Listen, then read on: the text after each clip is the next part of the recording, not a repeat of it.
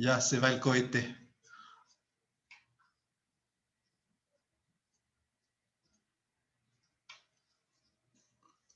Gerardo, me dices cuando empiezo a presentar, porque yo no veo. Adelante. Bueno, ¿ya está el público? Ya está la transmisión. Bueno, pues La entonces... sorpresa será que esta vez tenemos transmisión, pero no tenemos público.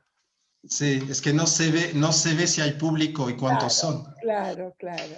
Bueno, pues vamos a dar inicio a esta presentación de la revista Foreign Affairs, el primer número del 2021, que tiene dos partes principales, una dedicada a América Latina y la nueva presidencia de Biden, y un tema que no aparece mucho en las revistas académicas mexicanas, que es la relación entre América Latina y el Medio Oriente, que va a ser el objeto de nuestra presentación y espero debate de hoy.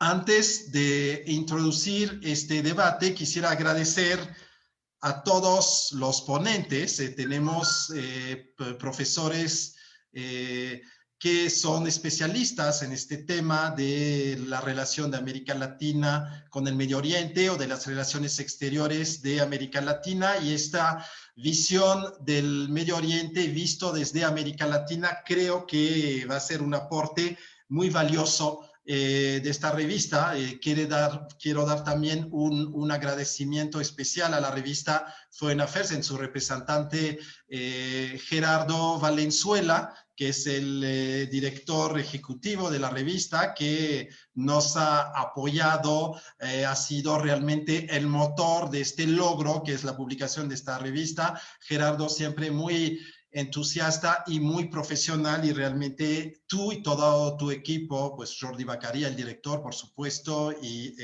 pues Esteban, que nos está asistiendo ahora, y realmente pues esta revista que tiene ya 21 años, que es probablemente la revista de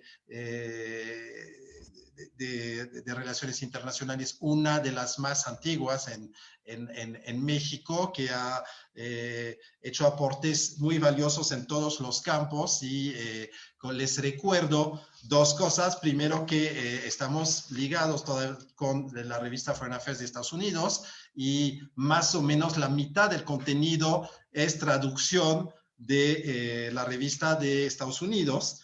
En este caso, bueno, por la pandemia, les recuerdo también a la audiencia que la revista es disponible libremente, gratuitamente por el internet mientras estamos en la pandemia. Pues es un gesto de la revista para que se pueda seguir teniendo acceso a esta revista. Varios números ya van accesibles en internet, y entonces todos los estudiantes no tienen excusa, y los profesionistas y todos los que están interesados en las relaciones internacionales, para no leer esta revista. Y también, antes de que me olvide, quiero recordarle a todos los participantes, a la audiencia, que pueden hacer sus preguntas por Facebook, sus preguntas, sus comentarios a los ponentes, y después Gerardo, que está aquí, y Esteban, que están aquí, que trabajan en la revista, pues nos enviarán por WhatsApp las preguntas agrupadas. Entonces, eso dicho, que eran dos cosas importantes, voy a presentar la revista en general. No me voy a adentrar en los artículos, pero creo que es un número muy típico de Foreign Affairs, de los méritos y del aporte, del valor agregado que tiene Foreign Affairs. Tanto Foreign Affairs en general de Estados Unidos, porque habla del Medio Oriente, que es un tema recurrente en Estados Unidos y en el mundo, pero muy rara vez se aborda este tema del Medio Oriente desde la perspectiva de América Latina. Y sí, yo creo que es un hueco que muy atinadamente está llenando este número, un número muy actualizado, pero que por supuesto retoma toda la historia de las relaciones internacionales y de la relación entre América Latina y el Medio Oriente. Es una relación muy antigua, como lo recuerdan varios de los artículos. Esta relación, o sea, no es algo que empieza con Trump o que empieza con la crisis nuclear iraní. Empieza desde la creación de la ONU y también este concepto de sur global y de no alineamiento, y hubo momentos en que sí el Medio Oriente tenía mayor atención en América Latina. Yo creo que esta conjunción de Medio Oriente, América Latina, relaciones internacionales se hace muy pocas veces y es lo que me encantó en esta revista. Por eso propusimos que se hablara del Medio Oriente, pero desde la perspectiva latinoamericana. Obviamente no nos quedamos en la historia, se trata de relaciones internacionales, pero también todos los artículos, cada uno a su manera, tomó en cuenta la profundidad histórica de esta relación. Ahora la revista también me parece un logro por su diversidad y su variedad, me parece muy completa. Es muy diversa en los enfoques que se escogieron. Hay enfoques más tradicionales y profundos, teóricos, geopolíticos, históricos, pero también incluye enfoques, y me pareció muy valioso, enfoques culturales. Por ejemplo, tenemos 2 artículos sobre Turquía y el Cáucaso, que no solamente habla de relaciones internacionales de forma técnica, sino que introduce el tema cultural, que es algo original. Las telenovelas, por ejemplo, pues es algo importante. Las relaciones internacionales no son solamente los diplomáticos, ¿no? Son las telenovelas o los monumentos que se pueden ver en América Latina, como pues el artículo sobre el Cáucaso de Manuel Ferez. Entonces, esta gran variedad de enfoque, algunos artículos más históricos, teóricos, otros más de opinión también, o sea que en ese sentido me parece que es una revista muy completa. Bueno, el aporte de Moisés Garduño, que es un enfoque de opinión, o hay otros artículos como el de Judith Boxer y Yael Simán, que bueno, retoman el histórico y manejan conceptos de relaciones internacionales. Y entonces yo creo que es muy valioso en una revista y para los lectores tener esta variedad de acercamiento al Medio Oriente desde América Latina. También hay una gran variedad en cuanto a los países que se tratan. Hay países que no podían faltar. Turquía e Israel, pues son, bueno, 2 de los socios principales de América Latina en el Medio Oriente, pero bueno, era importante hablar de Irán, que es el tema álgido en ese momento. Más original, pues tenemos un artículo sobre América Latina y el Cáucaso, que el Cáucaso, pues desgraciadamente se ha vuelto en las primeras planas después de que ya hayamos hecho pues el índice de esta revista, y también hablar de los países del Golfo, que se volvieron a la primera plana, pero que habíamos decidido antes de incluir un artículo sobre los países del Golfo. Marruecos, hay un artículo, ahí sí es traducción del inglés, es del Foreign Affairs original sobre Túnez, pero que es un artículo también muy original en su enfoque, y también porque de Túnez no se habla tanto. También no se puede hablar de todo, de todos los países, pero la ausencia de Egipto, de Argelia, que eran socios tradicionales de América Latina, nos habla también de la evolución del Medio Oriente y de América Latina, y de la evolución de los balances de poder en las 2 regiones. Entonces, yo, después de este sobrevuelo del contenido de la revista, no quiero alargarme tanto, solamente decirles pues a los estudiantes y a todos los que nos escuchan que espero y creo que este número es digno de ser un número de referencia en cuanto a los estudios de Medio Oriente, con esta perspectiva desde América Latina. Desde México sobre todo, pero también es una originalidad, porque en general cuando se habla de América Latina y Medio Oriente, se habla mucho de Brasil, un poquito de Argentina y Venezuela, y creo que también una de las originalidades de este número, para todos los que se interesan al Medio Oriente desde la perspectiva latinoamericana, es tener una perspectiva mexicana, que en general México ha sido más discreto, para decirlo de alguna manera, en estos escenarios medio orientales, pero sí tienen una presencia, por supuesto, como se ve en muchos de los artículos, casi en todos, de esta revista. Entonces, sin más, creo que voy a dar la palabra a todos los coautores de este magnífico logro, empezando por Judith Boxer y Yael Simán. Judith Boxer, es una profesora que no necesita presentación, de la UNAM, del Centro de Relaciones Internacionales, del posgrado, de la Facultad de Ciencias Políticas, y ahora pues Judith se encarga es la directora de una revista también, de la revista principal de la UNAM en cuanto a ciencias políticas, y pues ya él, que bueno, como escribieron el artículo juntas, lo van a presentar juntas, ya él que, es de casa casi, porque es de casa, tiene mucho tiempo apoyándonos en el ITAM con los estudios de Medio Oriente y también los estudios sobre genocidio, que así entró y fue muy exitosa y querida por los alumnos por esta iniciativa que tomó de desarrollar los estudios sobre genocidios, que es un tema de relaciones internacionales central, por supuesto, y que escribieron este artículo sobre América Latina e Israel. Judith, tienes la palabra.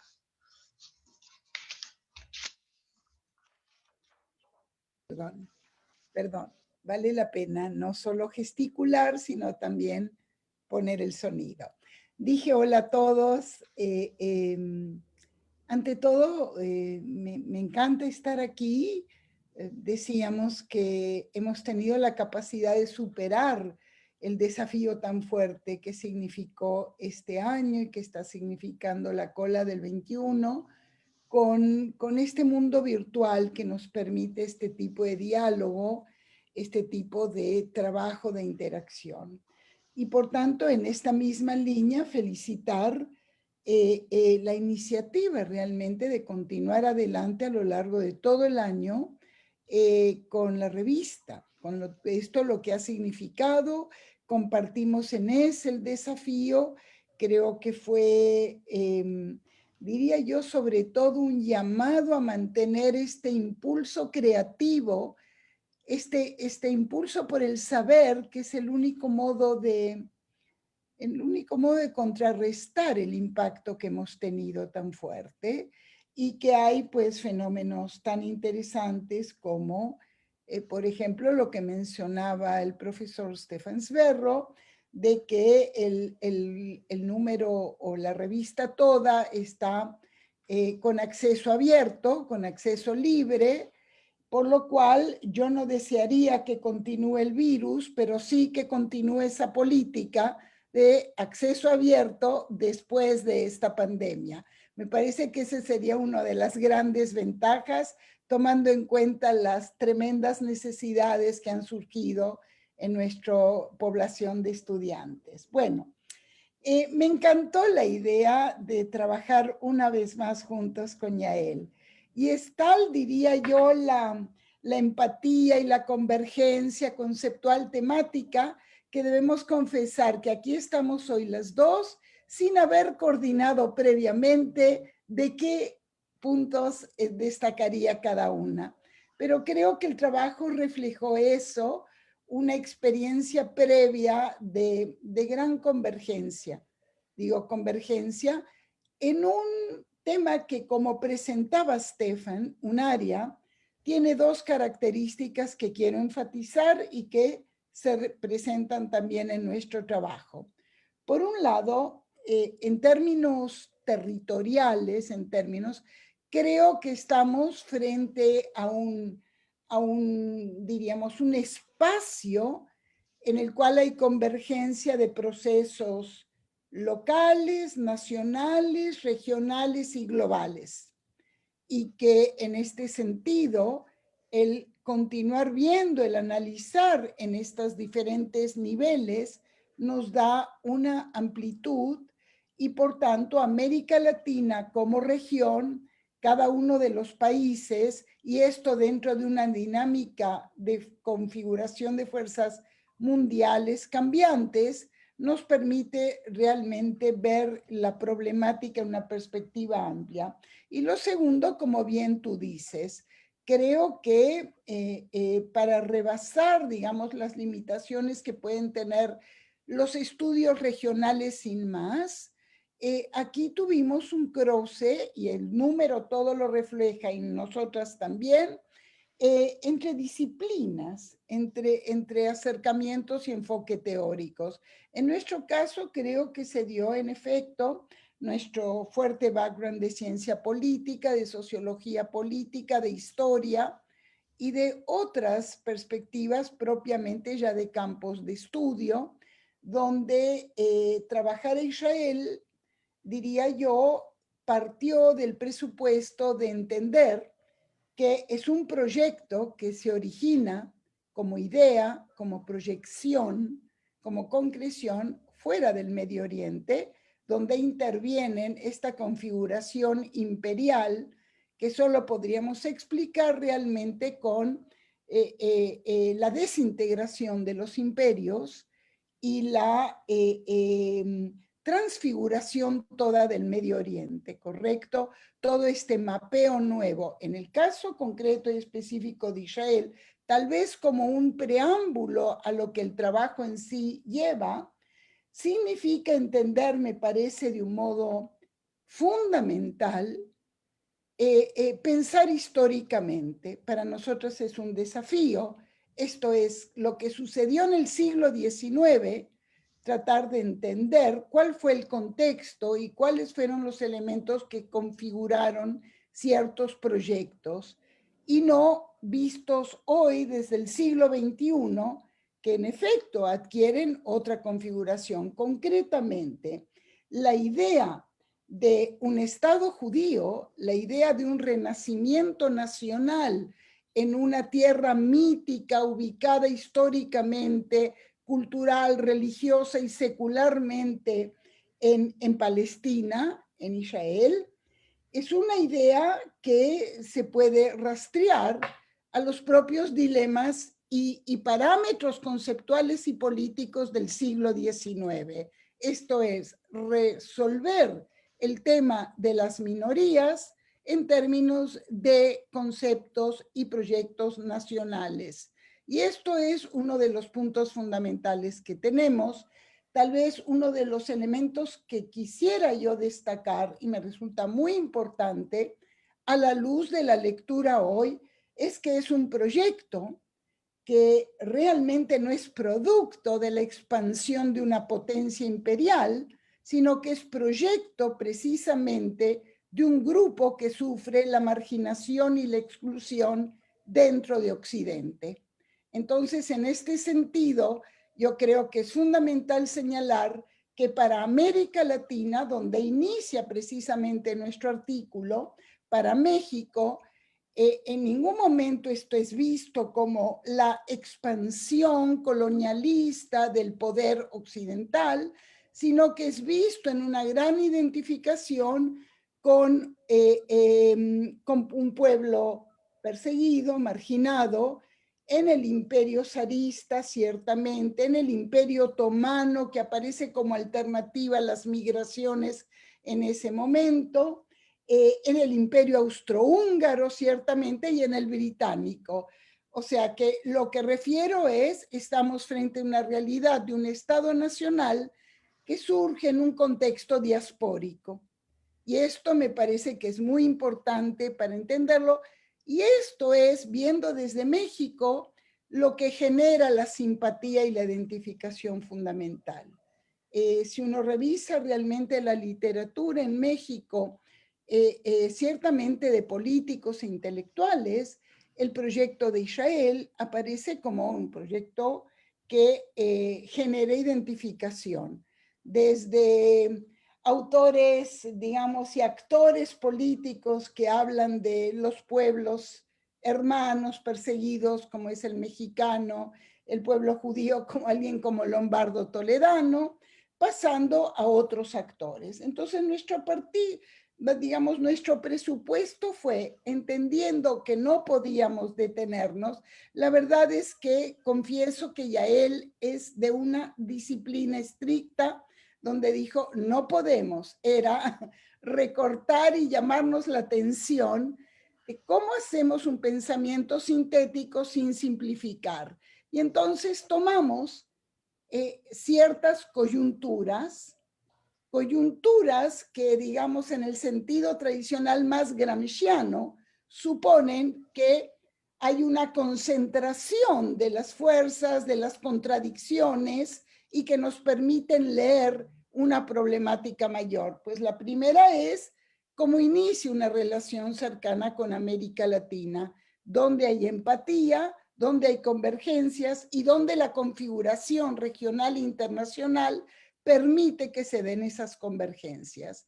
Creo que ese es uno de los periodos más fascinantes donde convergen, diría yo, fuerzas políticas y sociales y culturales, donde converge la empatía, donde los intereses de los actores interactúan con lo que son los grandes problemas que se van dando.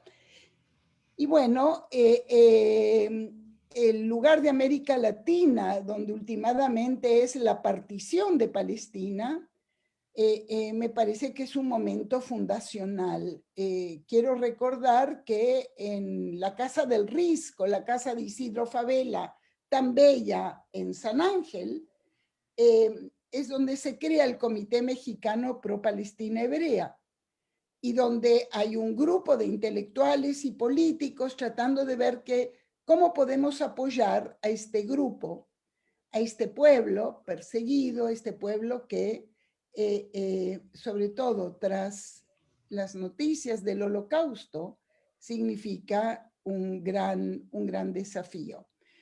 Claro, aquí hay ciertas ambivalencias. Por favor, me avisas, Estefan, un minuto antes o dos, cuando llega el punto. Voy a plantear así. Entonces, lo que quiero señalar es que precisamente en ese capítulo del papel de América Latina y de México frente a la partición de Palestina, hay una conjunción y esto está presente en nuestro punto de partida. Y también los intereses de los actores. Y un punto más. Está de por medio otro actor fundamental, que es la comunidad judía en México. La comunidad judía en México, que no tuvo las puertas abiertas durante el periodo del exilio judío. A diferencia del exilio español, el exilio judío se encontró con las restricciones a la inmigración que había en ese momento. Nosotros de pasada señalamos que cuando Echeverría, tras la votación sionismo-racismo, que es otro momento que analizamos, se encuentra en Jerusalén, habla de una política de puertas abiertas frente al exilio judío. No fue el caso, ciertamente, no la cifra que dio el presidente. ¿Por qué lo señalo? Porque esto se refleja también en los argumentos que traímos de la justificación de la abstención última de México. México se abstiene tomando en cuenta, y luego se explica por los actores, que mientras que a la demanda y expectativa judía lo que genera es una empatía y solidaridad humanitaria, en el caso de la población árabe, de los inmigrantes árabes, están vistos como quienes vinieron, son parte y fundaron la nación mexicana. Aquí ya encontramos un gran desafío dentro de estas relaciones, a saber, el grado de visión de otredad o de extranjería y la dificultad que América Latina ha tenido en sus estados para lidiar con lo que podríamos llamar nexos transnacionales de una diáspora. Cómo lidiar entre una ciudadanía que es ciudadanía cívica, parte comprometida, identificada con el país, etcétera, y nexos con otras comunidades judías del mundo. Esto ha sido muy difícil y esto se manifestó obviamente en el 75, sin lugar a duda, con la votación sionismo-racismo. Ya la configuración es otra. América Latina entra en un espectro que es post la Guerra de los 6 días, y con toda la problemática, es que se agrava la cuestión palestina, es el tema de la ocupación y es el tema de otra, ese es un capítulo importante que tomamos, otra coyuntura. Bueno, me debo acercar al final, entiendo, aunque tú estás siendo muy No, sí, respetuoso. Ya. te queda un minuto, Judith, para Ok, que ya él entonces me acabe lo que... acerco, por favor, no tengo duda. Dejo realmente dentro de todo lo que ya él nos plantee, por favor, este momento donde pasamos a trabajar con mucho mayor énfasis el tema del lugar de la cultura. Y esto a través de una relectura y una representación cultural, tanto del Estado de Israel como de los sobrevivientes, como del Holocausto. Bueno, yo creo que sí los invito a que lean el trabajo, creo que es un trabajo que conjunta perspectivas disciplinarias, un análisis riguroso y la colaboración fascinante que siempre tengo con Yael. Gracias. Gracias, Judith. Ya él tienes la palabra. Y bueno, primero muchas gracias por la invitación, Stefan, y gracias a Foreign Affairs Latinoamérica. Es un privilegio estar acá, y Judith, gracias por la colaboración. Es un honor aparecer como coautora en un trabajo contigo. Y bueno, pues yo nada más tengo un par de puntos que incluimos en el artículo para compartir, espero interesar a la audiencia. Primero quisiera iniciar señalando que el artículo plantea que a partir de mediados del siglo XX, se construye una relación compleja entre Israel y América Latina, y que para intentar comprender esta complejidad, nosotras acudimos a este concepto de relaciones internacionales de poder blando, expresado en al menos 3 claves. Una de ellas es lo que Judith ya señaló, la memoria del Holocausto, como una memoria compartida en la región. La segunda clave es la circulación de códigos culturales, entre ellos el de víctima-victimario, y el tercero, la construcción de representaciones del otro, en específico de la minoría judía, vista inicialmente como extranjera, ¿no? en estas sociedades nacionales, y posteriormente también atravesando por transformaciones en vista de también cambios políticos y sociales, tanto internacionales como nacionales, en los diferentes países de la región. A lo largo de la segunda mitad del siglo XX y las primeras décadas de nuestro siglo, también identificamos 3 momentos históricos, ¿no? Refiriendo de nuevo a lo que decía Judith, que el artículo tiene un componente histórico importante. El primero es el inicio de esta relación entre Israel y América Latina. Ubicamos ahí este inicio en 1947-1948, marcada por un acercamiento entre el proyecto del Estado judío y una región empática, como mencionó Judith, frente a la necesidad colectiva del pueblo judío de un refugio, ¿no? Ante la tragedia del Holocausto. Un segundo momento lo llamamos entre cercanía y distanciamiento, va del 67 con la Guerra de los 6 días hasta 1975 con esta resolución de Naciones Unidas que equipara el sionismo con el racismo, y periodo en el cual también se dan varios eventos importantes, por ejemplo, el embargo petrolero de los países árabes, la expansión territorial de Israel, la importancia que adquiere la cuestión palestina a nivel internacional, ¿no? Aquel famoso discurso de Yasser Arafat en la Asamblea General de la ONU, la resolución que ya mencioné también de Naciones Unidas que equipara al sionismo con el racismo, y otros eventos más, pero no hay tiempo de mencionarlos. Y un tercer momento inicia con los acuerdos de Oslo, los acuerdos de la paz, y la resignificación de lo que se conoce como el antisionismo. Entonces, en este tercer periodo, por un lado, observamos que se da un nuevo acercamiento entre Israel y los países latinoamericanos en clave de este proceso de paz con los palestinos, pero por el otro lado encontramos también que entre la derecha xenofóbica y la izquierda radical, el antisionismo adquiere nuevos significados y se expresa de nuevas formas, también en la región. Entonces, uno de los puntos adicionales que planteamos es que en el periodo post-Oslo, en la medida que el conflicto palestino-israelí permanece como un conflicto intratable, es mucho más fácil empatizar con el judío perseguido, el judío víctima del holocausto, que con un Estado israelí que pues continúa con una ocupación territorial, política y social. Por último, el artículo plantea, me parece, dos hipótesis, que como dice Judith, pues no dio tiempo de elaborarlo, ahora sí que mea culpa por meterle tijera disciplinada al artículo. La primera es que la ideología particular de los gobiernos latinoamericanos no se relaciona necesariamente con la cercanía o el distanciamiento de la región hacia Israel. Lo podemos ver en el caso de México, pero lo podemos ver también en el caso de Cuba, donde hay una postura pues, consistente a lo largo del tiempo de distanciamiento, ¿no? Y en el caso de México vemos cambios, lo mismo con el caso de Brasil. Por ejemplo, en el caso de México hay otros factores que influyen, como la relación con Estados Unidos, el liderazgo del presidente Echeverría en su momento y la política exterior del gobierno mexicano.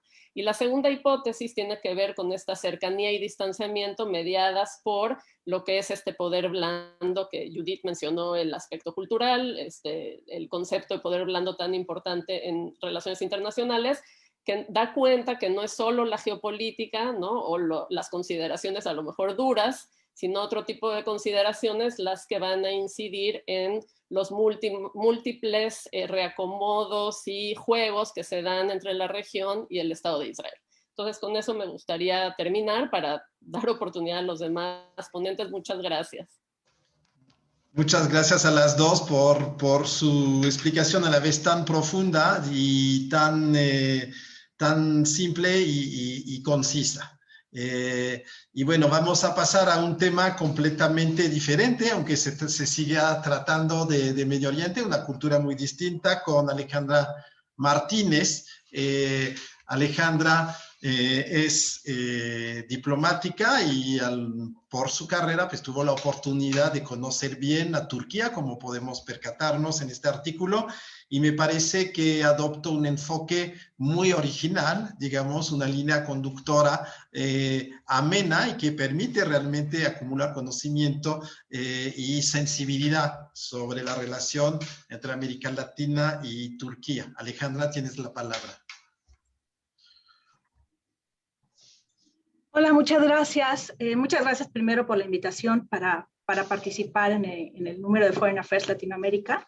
Lo hice con mucho gusto. Escribí el artículo con mi colega Farideh Assad, que está justamente en Turquía. Las dos tenemos una visión pues muy diplomática, ¿no? Muy de la práctica diaria de la diplomacia mexicana en esa región. La relación Latinoamérica-Turquía no es algo como muy común y no hay mucha bibliografía, no es un tema muy usual, porque las relaciones son relativamente incipientes, aunque hay antecedentes históricos de migraciones otomanas, del antiguo Imperio Otomano, a finales del siglo XIX, principios del siglo XX. En realidad, la relación viene a renacer y a construirse apenas en las últimas 2 décadas, ¿no? Esa es la tesis principal del artículo, ¿no? De que las relaciones México-Turquía se corresponden a esta época del proceso de globalización en el que surgen las potencias del sur global y que empiezan a buscar interacciones, que empiezan a buscar nuevos paradigmas y nuevos escenarios de interacción. Hay actores, el actor dominante de esta nueva época es China, notoriamente, pero por supuesto hay muchos otros países, Brasil, India, Vietnam, Corea, México y Turquía. Turquía ha sido muy vocal para hacerse de un espacio privilegiado en este nuevo contexto. A partir del ascenso del AKP, del Partido de la Justicia y el Desarrollo, del gobierno del ahora presidente Erdogan, entonces primer ministro, pues hubo una definición, una redefinición de la política exterior turca que la abrió al mundo después de la época kemalista, que era un poquito más aislada, más alineada con Estados Unidos y con otras prioridades. El primer canciller de Erdogan, Ahmet Davutoğlu, definió un concepto que se llama profundidad estratégica, que básicamente quiere decir que Turquía es un actor que tiene poder, que es un poder central y que tiene intereses que promover en todas las regiones del mundo. Diferenciados, por supuesto, ¿no? En su entorno más cercano tendrá otro tipo de intereses, otro tipo de estrategias, y en su entorno más alejado hará otras cosas, pero se perfila como un actor que tiene vinculación con todas las regiones del mundo. Davutoğlu ya hace muchísimo salió del gobierno, pero esta estrategia sigue siendo parte de la política exterior turca hasta la fecha.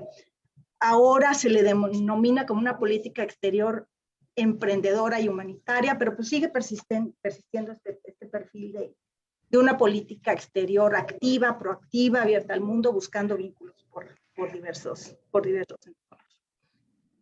Por supuesto, depende de la región lo que enfatiza el gobierno turco, ¿no? Con América Latina, el planteamiento es que el interés básico es la apertura de mercados para el sector económico turco. Hay una predominancia de esa idea detrás de la búsqueda de conexiones con América Latina. La política exterior turca usa herramientas muy tradicionales de política exterior, muy tradicionales de la diplomacia, por ejemplo, la apertura de embajadas, consulados y demás. En las últimas 2 décadas han abierto cualquier cantidad de embajadas en África, sobre todo que no es en la África subsahariana, que no es una región tradicional de influencia de Turquía, pero que se está volviendo. Y también en América Latina tienen ahora 17 misiones, 16 embajadas, un consulado. A eso se le suman las reuniones de alto nivel, de presidentes, de cancilleres, digamos, todo lo que los diplomáticos hacemos el día a día, ¿no? Los mecanismos de consultas políticas, las asociaciones estratégicas y demás. Lo que hace peculiar es esta alianza directa de la política exterior turca con el sector privado turco. Van de la mano, y hay ciertos sectores, ciertas áreas del sector privado turco que están particularmente interesadas en su conexión con el exterior. Entre ellas, uno que destacaría es el sector de los contratistas, los que construyen presas, que construyen puentes, caminos, aeropuertos y demás, que son muy activos en el entorno geográfico muy cercano de Turquía, y que están buscando otros mercados que han sido muy exitosos en África, en América Latina aún no tanto, pero que les interesa la región por ese lado. Otro sector que también es muy visible es el del transporte y el turismo. Y ahí un actor principal es la aerolínea Turkish Airlines. El gobierno turco ha definido a la aerolínea como una herramienta fundamental de su política exterior, y hay una intencionalidad básica de constituir a Turkish Airlines en una aerolínea mundial, con conexiones básicamente a todo el mundo, y convertir a Estambul en un hub internacional que pues básicamente vincula a Turquía con todas las regiones del planeta. Conectado a esto, y esta era la referencia, la línea conductora del artículo es el tema de las telenovelas. El gobierno turco no necesariamente otorga financiamiento a las telenovelas o a los proyectos de televisión o demás de las televisoras turcas, pero sí claramente los usa, y los usa en su beneficio. En algunos momentos sí le dará algún cierto financiamiento, alguna cierta línea conductora, pero sí hay un uso claro como una herramienta de poder suave. Y en el sector turístico en particular, hay una claridad de que los flujos turísticos de América Latina a Turquía han estado básicamente impulsados por el éxito de las telenovelas en América Latina. O sea, la gente ve El Sultán y quiere ir a visitar Estambul, y quiere ir a visitar, no sé, Izmir o otras regiones. Entonces, hay una intencionalidad y hay un ejercicio del poder suave muy consciente por parte del gobierno, del gobierno turco. Ahora, ¿qué resultados ha tenido esta estrategia? Han sido incipientes, como lo digo. El comercio entre 2006 y 2017 se triplicó entre América Latina y Turquía. Con algunos países hay una asociación muchísimo más cercana, hay relaciones mucho más fluidas, con otros países no tanto. También depende mucho de los recursos que le ponga la otra parte, la parte latinoamericana, que creo que pocos países en la región o en el mundo en general tienen esta capacidad de conjugar, de hacer concurrir tantos elementos, tantas herramientas de política exterior hacia sus objetivos. Turquía es uno de ellos por muy diversas razones, ¿no? Ahora, ¿qué plantea? Y lo último que hacemos en el artículo es una reflexión sobre qué pasará en el futuro con las relaciones, no solo entre Turquía y América Latina, sino entre los países sur-sur, entre los países emergentes, porque el COVID presenta retos muy claros a estas relaciones, ¿no? El primero, diría yo, es que los sectores que han sido fundamentales para la vinculación entre el sur-sur están muy golpeados por la pandemia, entre ellos justamente el transporte y el turismo, por ejemplo. Otro obstáculo que se podría encontrar es que la regionalización de las cadenas de valor, esta tendencia de regresar las inversiones a los puntos más cercanos de donde salen los capitales de inversión, no favorece los vínculos entre potencias regionales, entre potencias medias, entre los países del sur global. No sabemos qué va a pasar como todos. En general, este escenario es bastante incierto. No queda muy claro qué características va a tener el sistema internacional cuando logremos salir de este contexto y de esta emergencia, pero esperemos que algo de esta dinámica de los últimos 20 años pueda ser recuperado, porque hay elementos valiosos que básicamente subrayan la relevancia de estos vínculos que no vayan mediados por potencias. Y básicamente espero que les interese el artículo. Ese es en una nuez de lo que trata. Bueno, pues muchas gracias, Alejandra. Otra vez, pues una presentación a la vez muy concisa y bueno, donde pudiste dar bastante contenido y me encantó esta idea de tomar como línea conductora las telenovelas, y seguimos con el aspecto cultural, con esta idea de poder blando, con el artículo de Manuel Férez, que trata sobre una región que se trata muy poco y menos en sus relaciones con América Latina. Y yo creo que eso también pues es resultado de una investigación original y va a sentar, digamos, un debate nuevo en las relaciones birregionales. Manuel, tienes la palabra.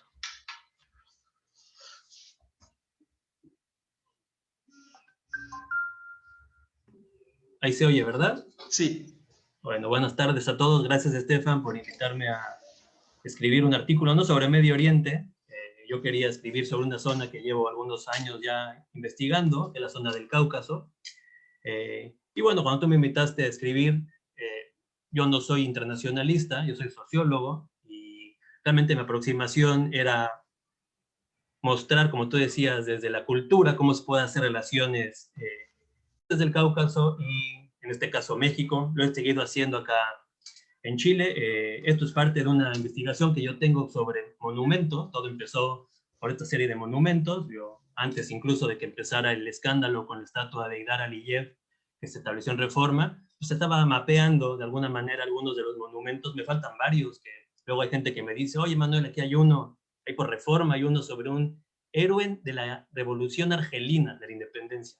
Yo no lo ubico, pero bueno, entonces estaba mapeando yo los monumentos, calles, etcétera, que tuvieran relación con Medio Oriente y Cáucaso, y empezó en el 2012 este tema de la estatua de Heydar Aliyev, y poco a poco me vi involucrado en las dinámicas de las embajadas. Como el artículo demuestra, lo que yo pretendo demostrar son 3 aproximaciones de 3 embajadas muy pequeñas que presentaban ventajas y desventajas, ¿no? Por un lado teníamos Armenia, que es una embajada realmente pobre, realmente la embajada no hace tanto las cosas, lo hace más bien gente de origen armenio, que por ejemplo ahí cerca del 2015 fueron muy activos en la conmemoración, la celebración del genocidio armenio a manos de los otomanos. En el 2015 estaban muy activos, 2014, 2015, y ahí también se mete una forma de hacer política exterior que me gusta mucho, que es el caso de Georgia, ¿no?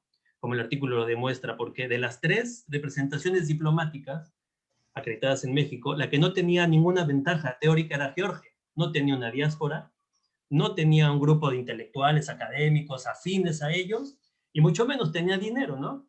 Azerbaiyán no tenía una diáspora, tampoco aquí en Chile. Aquí en Chile literalmente hay un Azerbaiyán, pero tenía dinero, y a partir del dinero creó una serie de dinámicas que fueron contraproducentes para la relación entre Azerbaiyán y México, y Armenia, que como decía, descansa mucho en lo que hace su diáspora, que es muy activa en México, son pocos pero son activos, está Carlos Santaramián, gente que hizo la curaduría en el museo. Entonces yo veía, interesantemente, que la aproximación más inteligente era la de Georgia. Y poco a poco, en esos años, que el artículo realmente es un trabajo que hice en 2015, 2016, cuando estuve en Azerbaiyán, estuve en la zona del Cáucaso un par de veces platicando con la gente, me fue dando cuenta, como ustedes ven en el artículo, que ahí hay, por un lado, un total descomunicación, falta de comunicación entre las diversas instituciones del gobierno mexicano. Y esto, lo tengo que decir aunque está aquí Alejandra y sea diplomática, era un desmadre. Yo ahí hablaba y decía, oiga, señor del gobierno de la Ciudad de México, ¿quién dio el permiso para la estatua? No, mire, así fue, me contaban una historia. Luego, la embajada de Azerbaiyán me contaba otra historia. Para no hacerse el cuento largo, poco a poco yo me di cuenta que ahí había intereses muy oscuros que también estaban ocultos por una dinámica compleja que a mí me excedía, ¿no? Y poco a poco me acerqué mucho a Georgia y yo vi que ellos atinaron, porque aparte esto es parte de una política del gobierno georgiano de aproximación a América Latina. Pues eso es lo que hace Georgia aquí en Argentina, no tiene embajada en Chile, es concurrente, pero es un proyecto. El proyecto es mostremos Georgia desde lo cultural. Ameno, sin meternos a los conflictos graves. No hablemos del conflicto grave, porque poco a poco, después de que hicieron, era increíble ver cómo los azerbaiyanos copiaban las ideas de los georgianos. O sea, primero hicieron su semana de películas en la Cineteca Nacional, trajeron danzantes, cantantes, y poco a poco tenían ya, sin haber tenido una diáspora que los ayudara, ni mucho dinero, tenían aliados en lo académico, tenían aliados en lo político, tenían aliados en lo diplomático y en lo mediático. Entonces era una aproximación muy eficiente que ellos replican en América Latina. Por otro lado, Azerbaiyán, y le costó cambiar, pensó que poniendo dinero y poniendo promesas de negocios, iba a poder colocar un tema político en México, y eso no les resultó. De alguna manera les resultó, porque ustedes van a Reforma, no sé, llevo 3 años en Chile, no sé si siga, pero hasta donde me entero no la han quitado, ahí sigue el tema político. El tema político nunca fue la estatua en sí de Heydar Aliyev, como intento demostrar en el artículo, sino el mapa. Porque el mapa que establece Azerbaiyán en la serie de monumentos que establece, porque hay más de un monumento, ¿no? Está el monumento a Joyali, hay un pequeño monumento en ese mismo lugar donde estaba la estatua que representa, está Bakú en un lado del monumento, pero también está Karabaj en el otro lado del monumento, y ahí sigue. Pero el mapa permanece. Yo, como decía Stefan, hice el artículo empezando la guerra, la segunda guerra de Karabaj, que hubiera cambiado en alguna manera, principalmente la cobertura de un conflicto bélico ya de alta escala, en Chile, cómo se cubrió, quién hablaba, qué decían, bajo qué ideas se aproximaba a un conflicto, pero eso no lo pude hacer porque ya había mandado el artículo, pero sí creo que a partir del uso del espacio público, o no el uso del espacio público, se puede abordar las relaciones diplomáticas de países lejanos con México. Ahora, lo que me preocupa, lo que yo no veo, es una lógica de México hacia el Cáucaso, ¿ok? De alguna manera va paliando los temas, porque cuando explotó el tema de la estatua, México colocó una embajada en Azerbaiyán, con magros resultados hasta el momento, ¿ok? Entonces yo no veo una estrategia del gobierno mexicano hacia cómo abordar el Cáucaso, desde dónde abordarlo, aprovechar un poco lo que decía Alejandra, anteriormente del COVID, ¿no? Aprovechar la relación que tiene México con Turquía para acercarse de alguna manera al Cáucaso. No lo veo. No veo tampoco una política clara de Azerbaiyán ni de Armenia hacia México, ni a la región de América Latina, más bien es como puntual. Pero en el caso de Georgia sí veo una política exterior consistente. Incluso los proyectos que ellos van creando, eso es interesante, trascienden los embajadores. Si me equivoco, me corrigen. Hoy en México no hay embajador de Armenia ni de Azerbaiyán. Hicieron embajador al que era encargado de negocios. Y ahora se presenta como embajador, pero el encargado de negocios. El que sí siempre tiene su transición suave y continua es Georgia. Entonces han llevado 3 embajadores que han llevado a cabo proyectos que tienen una importancia interesante. Yo estuve muy involucrado en una publicación de un libro sobre Georgia que se acabó publicando gracias a Dios que se publicó, aunque hubo ahí unos intereses extraños que se metieron, pero apoyé mucho a que se publicara ese libro. Y bueno, el artículo, como con esto cierro para respetar los 7 minutos que nos dieron, intenta mostrar 3 aproximaciones diferentes de 3 países diferentes hacia un país que consideran importante, porque eso sí era común. Los 3 países consideran a México un actor importante al cual había que instalar una embajada. De hecho, Georgia pone su primera embajada en América Latina en México.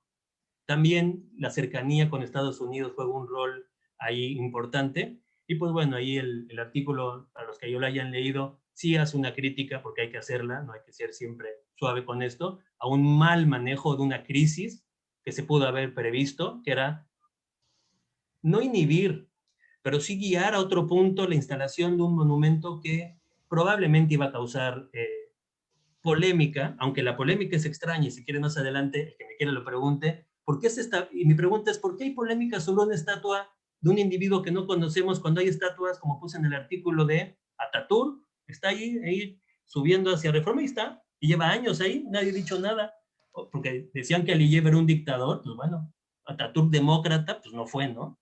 Tampoco se ha visto muy polémico el asunto de los bustos de Arafat, que podría uno pensar, bueno, es una imagen más conocida, más polémica. Entonces es sospechoso toda la historia, no me quiero meter en ese tema muy, muy oscuro, donde hay mucha corrupción, alto nivel del gobierno de la Ciudad de México y también en relaciones exteriores, pero sí creo demostrar que hay maneras de abordar una política de relaciones diplomáticas de países como Georgia, y pueden seguirla otros, en donde hay poca inversión, pero conociendo a dónde uno va, ¿no? Y México es un país que parece que recibe mejor cuando se les presentan cosas culturales, que si tú abordas primero un tema político, ¿no? Como que hay cierto rechazo de la sociedad mexicana, que luego te pongan un conflicto en un mapa, en una guerra, en una invasión, porque con esto cierro, si bien México oficialmente fue neutral en el 2008, no reconoce la invasión, la independencia de Abjasia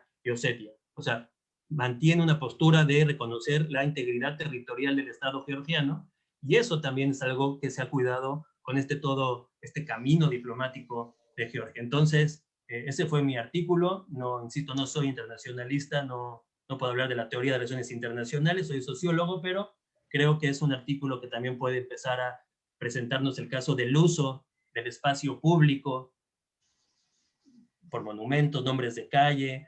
Aquí en Chile hace una semana hubo un tema fuerte porque se instaló una Hanukkah en la ciudad de Temuco y hubo un gran problema. Pero cuando uno camina por las ciudades de Chile, hay un montón de monumentos que no levantan tanta polémica. Yo en este trabajito que tengo hablo de monumentos fríos y monumentos calientes. Y hay monumentos que se pueden enfriar y pueden calentar, pero siempre me llama la atención, y es algo que no he resuelto todavía, porque una estatua de un señor, que yo yo hice una investigación alrededor de donde estaba la estatua, ¿no? Yo entrevisté a los vecinos. Nadie sabía quién era el señor, porque luego se argumentó que había un grupo de vecinos que se había quejado. Bueno, yo fui a preguntar a la gente ahí y no lo conocía, ¿no? Entonces, bueno, espero que esto les interese para que nos aproximemos al Cáucaso de una manera más profunda. Es una zona muy interesante. A mí me gustan los temas de minorías e integración de las minorías al Estado-Nación, pero bueno, muchas gracias, Estefan, por la invitación, y bueno, gracias. Bueno, gracias Manuel. Pues ya vamos siempre más al este de Turquía, pasamos al Cáucaso y ahora pasamos a Irán. Gracias a Moisés Garduño. Irán no es un tema fácil tampoco y bueno, el artículo de Moisés Garduño es otro tipo de propuesta de artículo de relaciones internacionales con precisamente un artículo propositivo, digamos, una propuesta muy mexicana sobre desnuclearización. Moisés, tienes la palabra.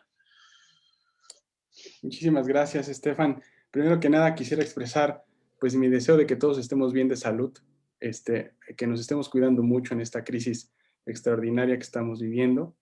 Me da muchísimo gusto compartir este panel con colegas a quienes aprecio mucho, con quienes de alguna u otra forma pues comparto, ¿no?, el interés de estudiar esta región del mundo tan compleja, diversa, pero también apasionante, que es el Medio Oriente, y además hacerlo desde América Latina, en español, y en mi caso desde México, pues aprovechando los pocos espacios que hay específicos para hablar del Medio Oriente en nuestro país y en nuestro continente, ¿no? Y además hacerlo ya en la revista de Foreign Affairs Latinoamérica, ya eso es un privilegio en sí mismo, porque pues dada la importancia de la revista, yo la aprecio mucho, la revista. Tuve mi paso antes de llegar a mi casa, que es la UNAM, tuve mi paso por el ITAM, tuve mi paso por varias universidades, y aprecio mucho a quien yo creo que es la revista más importante de divulgación de las relaciones internacionales en nuestro país y en el continente americano, ¿no? Así que gracias por esta oportunidad, gracias por el número, gracias a mis colegas por hacer posible una revista con muchas voces, con muchas perspectivas, que seguramente será de interés para nuestra audiencia y nuestros lectores, particularmente nuestros estudiantes de Ciencias Sociales y Humanidades, ¿no? Bueno, yo el texto que escribí se titula México ante la cuestión nuclear, y lo escribí considerando pues el formato de múltiple crisis que vivimos en la región del Medio Oriente, ¿no? Es evidentemente una visión desde afuera, desde América Latina, muchas veces útil si consideramos que pues tenemos muchas resonancias con los pueblos del Medio Oriente, con muchas sociedades, que es una región diversa, muy, muy compleja, pero sobre todo también útil porque al ser una visión desde afuera, ofrece una visión regional que considero necesaria para complementar una multiplicidad de perspectivas que vemos a partir de varios estudios de caso que utilizan a veces los modelos para ser aplicados a otros países de la región, ¿no? El modelo tunecino, el modelo turco, el modelo israelí, el modelo... Y esto muchas veces, cuando lo abrimos al ámbito regional, pues no siempre encaja precisamente por las condiciones particulares donde son creados estos modelos. Entonces, una visión desde afuera siempre será útil debido a que las realidades económicas y sociales de cada país que conforma la región están irremediablemente conectadas, ¿no? Si tú afectas la economía del Líbano, afectas la economía de Siria. Si tú ves lo que pasa en Egipto, afectas inmediatamente lo que hay también en el Mashrek y en todo el norte de África. Es decir, es una región sumamente interconectada que necesita visiones regionales, además de las visiones particulares que son sumamente útiles, pero necesitan ser complementadas. Entonces yo lo que voy a hacer en esta presentación breve pues será nada más explicar las razones por las cuales escribí el artículo y algunas pinceladas, esperando que nuestra audiencia pueda acercarse a leer el texto y pues estar abierta a las preguntas que en esta presentación pueda incluir, ¿no? Retomo algunos elementos por los cuales tenemos un contexto, es muy actual el texto, y un primer elemento es que Medio Oriente es una región ahora definida por una multiplicidad de crisis. Esto ya es un enfoque de intelectuales libaneses como Rami El-Khoury de la Universidad Americana de Beirut, que por ejemplo han comentado que antes, durante la época de la Guerra Fría, se veía la región por dos crisis importantes: las crisis relacionadas por la bipolaridad, ¿no? Yemen, Egipto, etcétera, y el conflicto palestino-israelí, ¿no? Que lamentablemente sigue. Hoy ya no más, hoy ya hay más crisis, además de estas que acabamos de mencionar, y son tan diversas que tenemos fenómenos de militarismo, extremismo, ejércitos extranjeros, ocupaciones, mercenarios, resistencias y movimientos sociales, ¿no? Entonces, este tipo de combinación anuncia la existencia de tensión ya no solamente entre estados, sino entre estados y actores no estatales, que también son muy diversos en su naturaleza. Una segunda característica que tiene que ver con este contexto es que la violencia se ha convertido lamentablemente en tal vez la forma de expresión política más normalizada en la región. Y ahora precisamente porque ya no solamente es el Estado aquel actor por excelencia que monopoliza el uso de la violencia, sino también por la oposición de los grupos al Estado y a los gobiernos que encabezan el Estado, y también pues por gobiernos extranjeros que han tenido políticas injerencistas en los últimos 20 años también, ¿no? Una tercera característica es que la fragmentación del Estado y la debilidad y división de los gobiernos hace que ahora haya también formas distintas de autoridad. Eso también es muy interesante. Si nosotros recordamos la reciente visita del Papa a Irak, podemos recordar prácticamente cómo se entrevistó con 3, 4 autoridades distintas dentro del territorio que nosotros conocemos como Irak, además de que fue la zona kurda. Bueno, vimos que hay autoridades fácticas que tienen a veces mucho más poder que otras autoridades estatales, como la del propio Ayatollah al-Sistani, que fue ampliamente visibilizado en la esfera pública transnacional. Otra característica más que me incentivó a escribir el texto es que ahora el poder de la información también está diseminado ya en la región. La esfera pública, debido a la digitalización, también está cambiando en el Medio Oriente. El uso del poder suave que mencionó Alejandra, que mencionó la doctora Boxer, es prácticamente ahora ya una especie nueva de comunicación. Se está transformando la forma en la que las audiencias reciben la información y cómo la interpretan en la esfera pública, sobre todo a través ahora de Internet y la televisión satelital, generando un patrón distinto ya de llegar a la información en esta región, ¿no? Al Jazeera, La Arabilla, diferentes canales de televisión compiten y coexisten con canales de televisión que a veces grupos no estatales también tienen a su cargo, compitiendo por las audiencias, particularmente las audiencias jóvenes. Una característica más es el cambio cualitativo del papel de Estados Unidos en la región. Alejandra mencionó el papel de China, ya él también por ahí lo mencionó, en este caso de una aproximación regional donde ya no es solamente el papel de la superpotencia de Estados Unidos, el único actor preponderante para ligar elementos locales y nacionales, como decía la doctora Boxer, con el ámbito internacional. China y Rusia son actores ya sumamente presentes y totalmente determinantes en la arquitectura de la seguridad de la región. Y una característica final que puedo mencionar es que hay un cambio ya de la actitud de la sociedad civil en toda la región. Hay manifestaciones prácticamente en todas las sociedades civiles, desde Irán, Israel, Palestina. Hay una especie de cambio en donde una actitud ya condescendiente, sumisa, despolitizada, se está evaporando y está dándole la bienvenida a una nueva, digamos, forma de politización de la sociedad civil que está sumamente involucrada con los cambios a nivel regional e internacional. En sí, el artículo se inserta en un contexto donde hay una región comunicándose en diferentes vocabularios, en diferentes lenguajes de contestación política, militar, de guerras por encargo, de movimientos sociales, de autonomías, que antes pues eran grupos que luchaban contra el Estado y contra los gobiernos que encabezan el Estado, y ahora lo hacen a pesar de la existencia del Estado, a veces, otras veces ignorando el Estado, y por si fuera poco tenemos una cuestión nuclear, que es la que también está poniéndole la cereza al pastel a toda esta arquitectura que consideramos al menos está determinada por 4 actores importantes de corte estatal: Estados Unidos, Irán, Israel y Turquía. Son, desde mi punto de vista, los actores preponderantes en esta arquitectura de seguridad que está experimentando todos estos cambios, ¿no? Entonces, al estudiar el conflicto, en estas últimas 2 décadas de conflicto, pues hacen falta también análisis, propuestas de cooperación, ¿no? Y hasta cierto punto ha sido sencillo para los académicos seguirle la pista al conflicto y prácticamente detallar cuáles son los actores que participan en ese conflicto, pero cuando hablamos de propuestas casi siempre nos quedamos muy cortos, precisamente porque también lo que venden los medios de comunicación pues es el dolor, es el conflicto, es el sufrimiento, y hay muy poco espacio para los ámbitos de cooperación, de interlocución.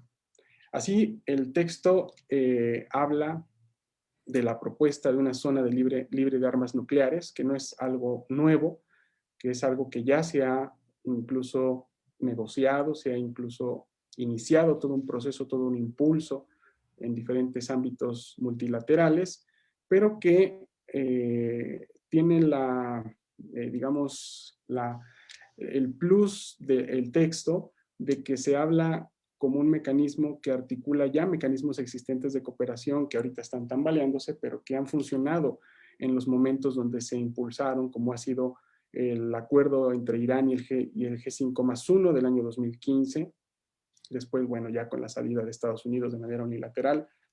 Es lo que ahorita está en boga, como decía el doctor Esberro, lo que está ahorita en la esfera pública, esperando a ver qué pasa en las elecciones de Irán para volver o no al pacto, pero que también una zona libre de armas de destrucción nuclear es compatible además con este pacto, pero también con un régimen de no proliferación que es histórico en el marco de Naciones Unidas, es prácticamente conformado por el protocolo de no proliferación, el Tratado de No Proliferación Nuclear y sus protocolos de adición, que prácticamente también tienen muchísima compatibilidad con las demandas de justicia social de buena parte de la sociedad civil.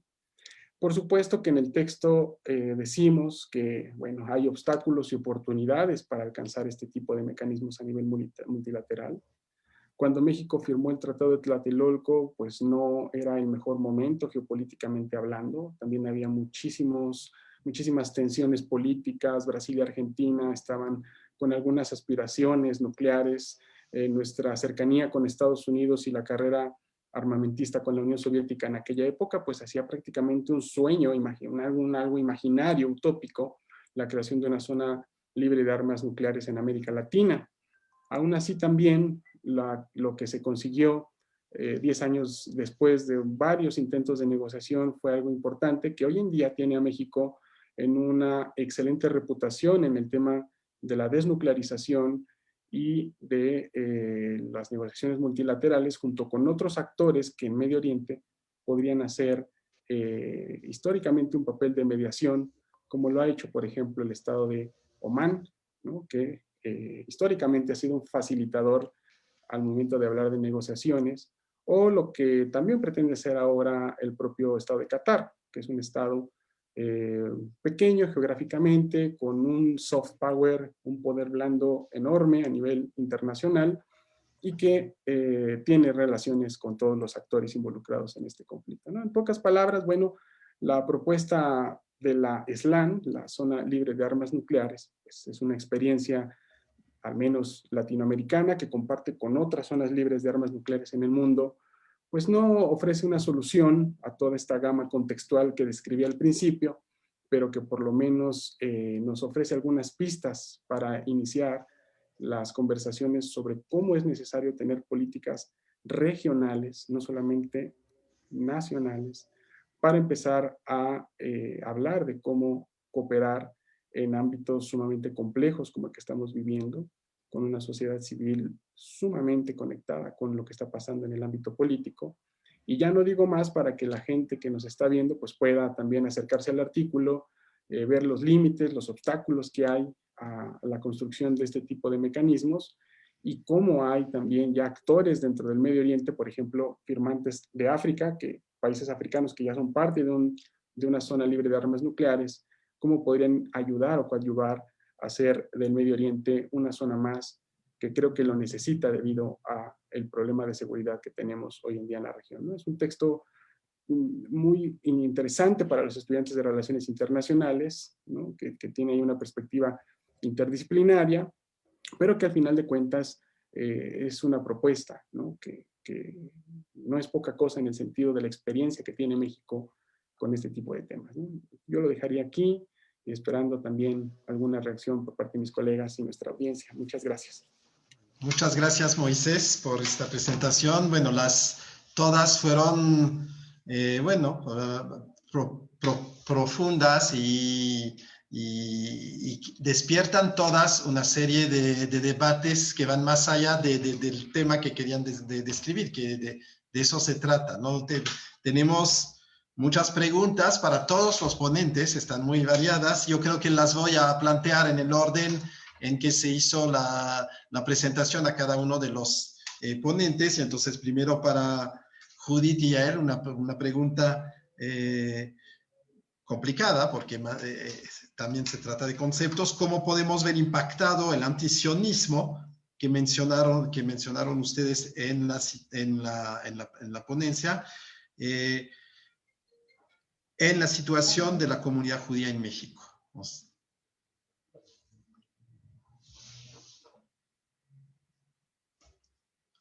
Es complicado porque primero habría que definir qué es antisionismo, cuáles son sus límites. ¿Podrías repetir, por favor, la pregunta? Bueno, para resumir la pregunta en 4 palabras, ¿cómo se traduce este fenómeno del antisionismo para la comunidad judía en México? La comunidad judía, sí. ¿Quieres que comience yo, Yael? Sí, vas, Judith, claro.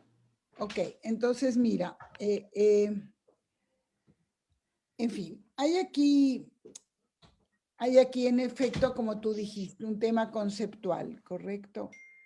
Y hay un tema de análisis propiamente empírico y hay diferentes interpretaciones. Y él y yo tenemos un trabajo juntas también, creo que muy importante, donde nosotros hicimos una propuesta que ha tenido un gran impacto y es el relacionar 3 fenómenos. El fenómeno del antisionismo, en un momento aclaro, el fenómeno del anti-israelismo y el fenómeno del antisemitismo. Y entonces lo que hemos hecho es señalar que son procesos diferentes, pero están conectados a nivel de la construcción de sentido, lo que podríamos llamar el meaning making. En primer lugar, hablamos de antisionismo cuando la convicción es que es vista que el sionismo es sinónimo de racismo, es sinónimo de colonialismo, es sinónimo de imperialismo, es sinónimo de expansionismo. Esto es, no es visto como un proyecto, una ideología que genera un Estado nacional, sino que es visto como una ideología de conquista y desplazamiento. Y bueno, no podemos entrar en detalle, pero esto sería básicamente. En el caso del anti-israelismo, estamos hablando sobre todo en críticas propiamente o al gobierno, cosa que es válido como a todo gobierno, o a la existencia misma del Estado. También aquí hay que distinguir. En el primer caso diré que, bueno, todos sabemos, o por lo menos debemos destacar, que dentro del mundo judío en el siglo XIX el sionismo era una ideología minoritaria que debatió con diferentes movimientos e ideologías. El socialismo, el budismo, todas aquellas ideologías que buscaban una solución a la cuestión judía propiamente en los lugares donde existían. Este fue un debate que no tuvo una síntesis ideológica. Se definió con el Holocausto, o sea, todo proyecto de una solución a la cuestión judía en Europa quedó cancelado. Y entonces es cuando realmente el proyecto sionista concluye lo que podríamos llamar una posición hegemónica dentro del mundo judío. Ahora, eso es muy diferente a la idea de negarle, digamos, al pueblo judío, a esta diáspora, la posibilidad de un renacimiento nacional si lo leemos en el proyecto mismo. Y no toda crítica al Estado de Israel es necesariamente una crítica prejuiciosa. Ciertamente no, hay críticas a las políticas, lo que hoy está sucediendo. Al rato sabremos qué va a pasar finalmente con esta decisión del presidente Rivlin de darle nuevamente a Netanyahu la conformación del Estado. Es lo que llamaríamos muchas veces el precio no buscado de la democracia paradójicamente, o de la alternancia que no se da.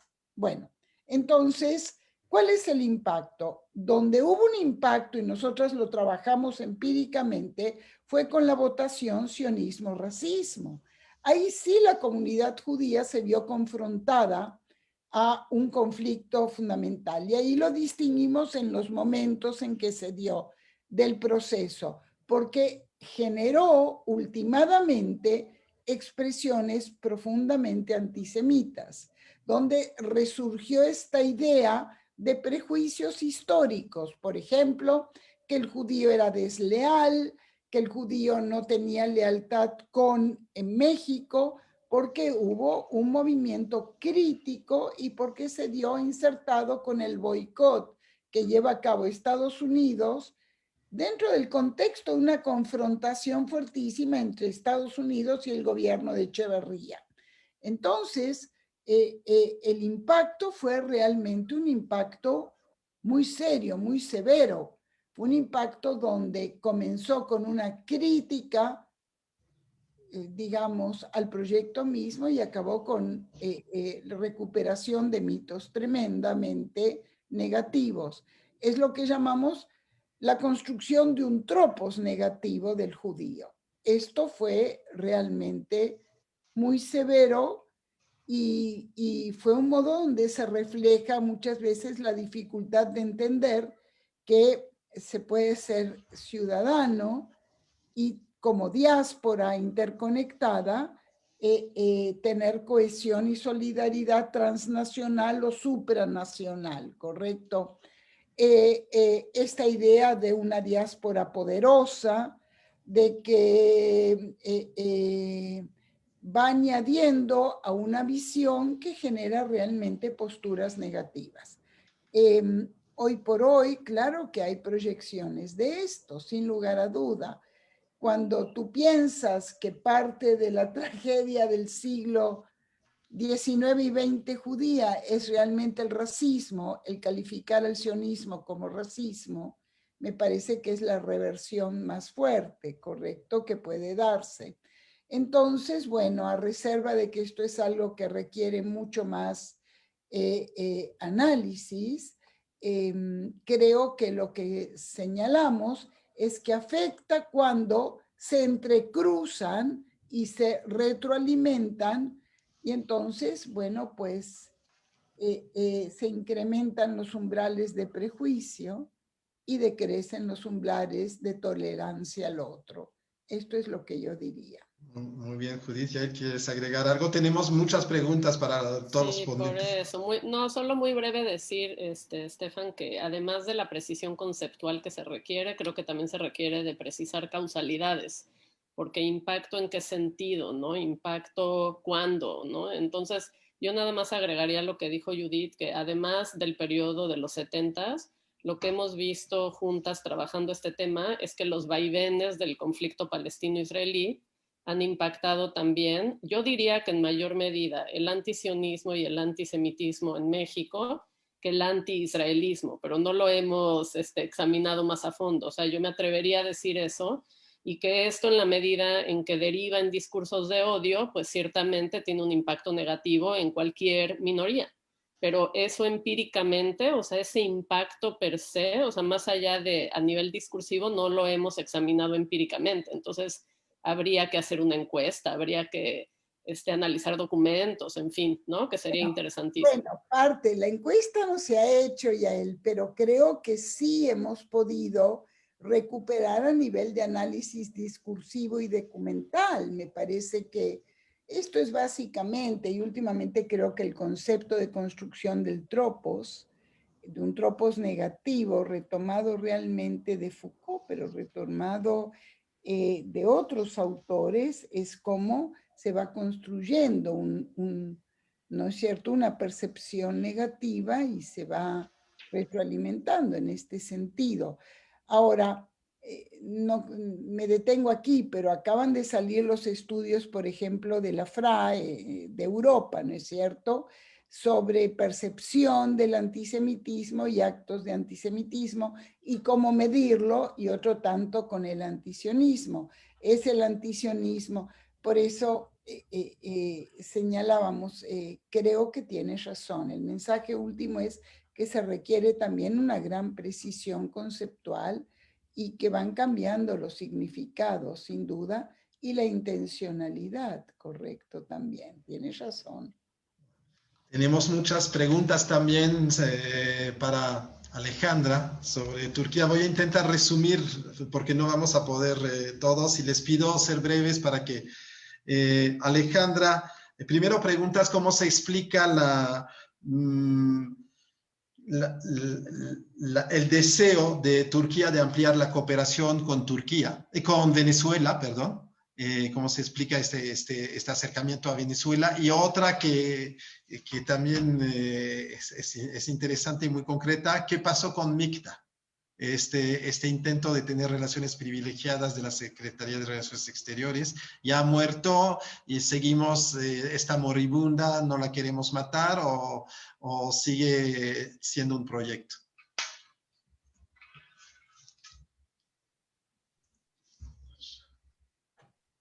Bueno, las relaciones entre Turquía y Venezuela, el gobierno turco es bastante, se precia tener una política exterior bastante independiente. Y en ese concepto, en ese contexto, es un poco una reivindicación de esa independencia, ¿no? El tener un vínculo cercano con Venezuela les da una carta adicional de completa autonomía frente a cualquier otra definición. Hay ciertos vínculos, intereses comunes por el tema del petróleo, pero se entiende más en este sentido, en el sentido de Turquía se alía de acuerdo a sus parámetros y a sus prioridades y nadie más le va a establecer esas prioridades, ¿no? Entonces, si Turquía tiene intereses en fortalecer sus relaciones con América Latina, pues lo va a hacer de acuerdo a sus propias determinaciones. Y creo que un poco el caso de Venezuela es eso. También el tema del petróleo juega un papel. Con respecto a MICTA, MICTA sigue activo. De hecho, el canciller Ebrard tuvo una reunión sobre MICTA hace relativamente poco tiempo. Es un mecanismo que a lo mejor al principio se pensó como que iba a tomar la velocidad o el dinamismo de BRICS, pero no es exactamente igual y esa no fue la intención desde el principio.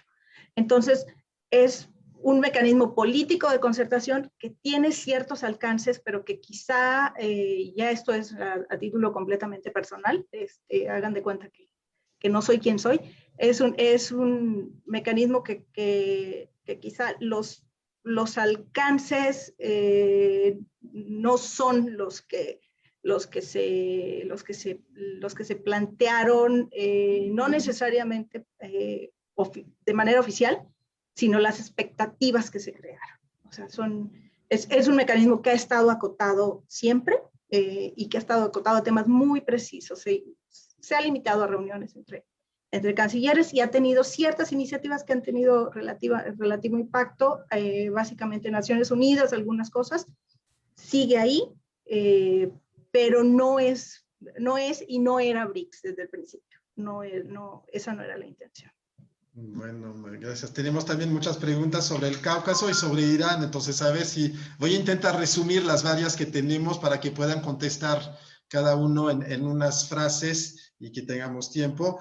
Entonces, en el orden era el Cáucaso, ¿cuál podría ser el interés? Para resumir las varias preguntas que hay, no se entiende el interés que podría tener México en el Cáucaso, tanto desde el punto de vista económico como de poder blando, de por qué poner estatuas de personajes del Cáucaso en Reforma, o sea, no sé cuál podría ser y cómo se podría desarrollar si es que existe este interés de México para tener una estrategia en el Cáucaso, porque sí, como mencionaste, pues, abrimos una embajada en Azerbaiyán, digamos, o sea pero concretamente, ¿cómo puedes identificar intereses mexicanos?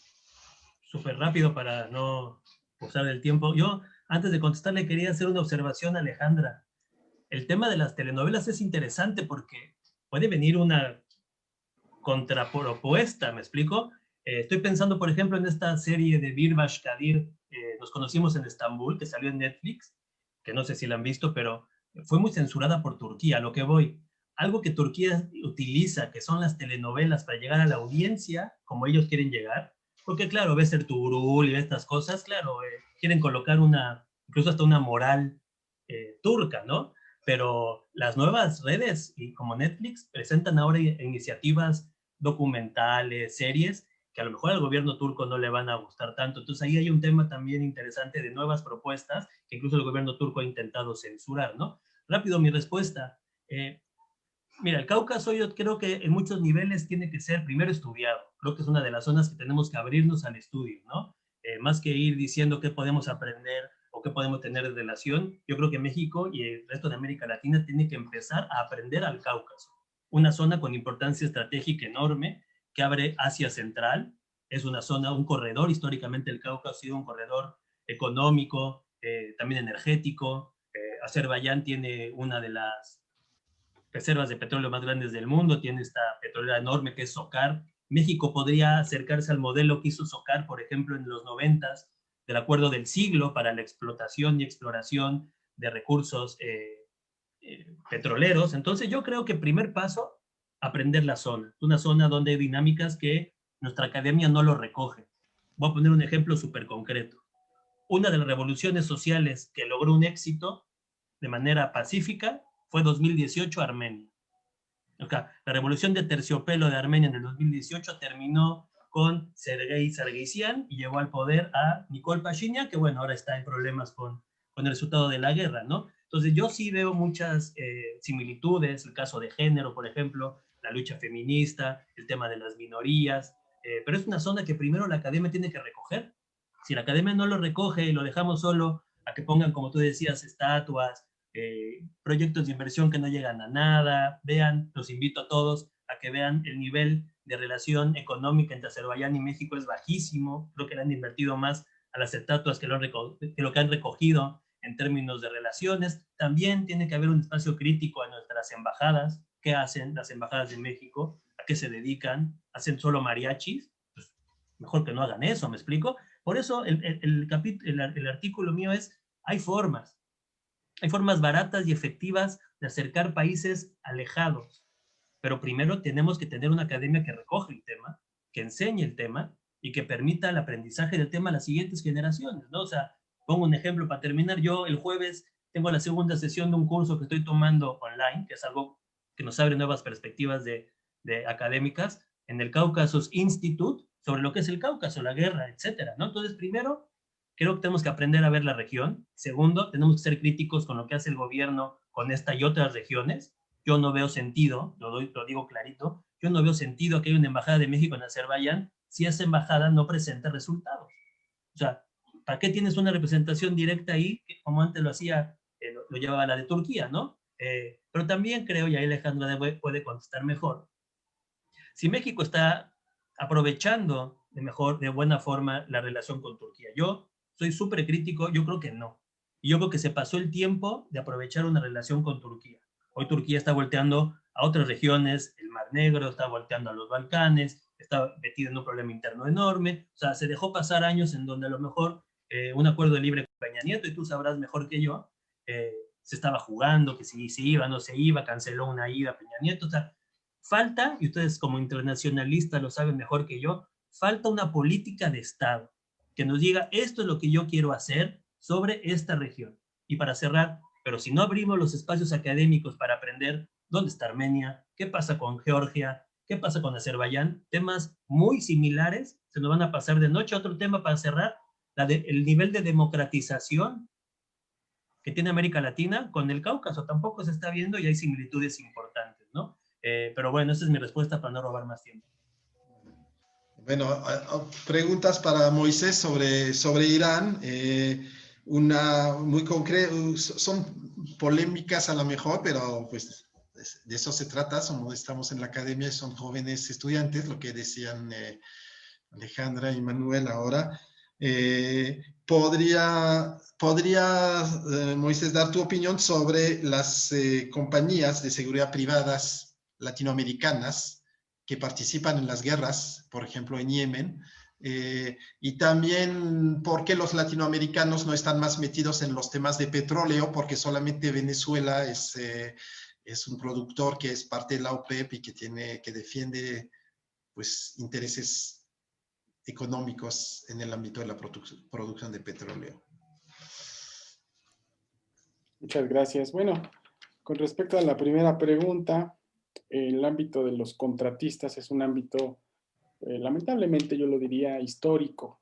En cada uno de los escenarios donde hay un conflicto armado, inmediatamente, sobre todo marcando la guerra del Golfo hacia acá, hay una presencia muy fuerte de compañías privadas de Reino Unido, de Estados Unidos, canadienses, y algunos mercenarios, personas que trabajaron en los ejércitos, jubilados, pero que se sienten fuertes todavía para participar en actividades donde conocen qué se hace, tienen experiencia, pues son reclutados por este tipo de actores no estatales, ¿no? Que pues hacen un trabajo prácticamente de privatización de la seguridad.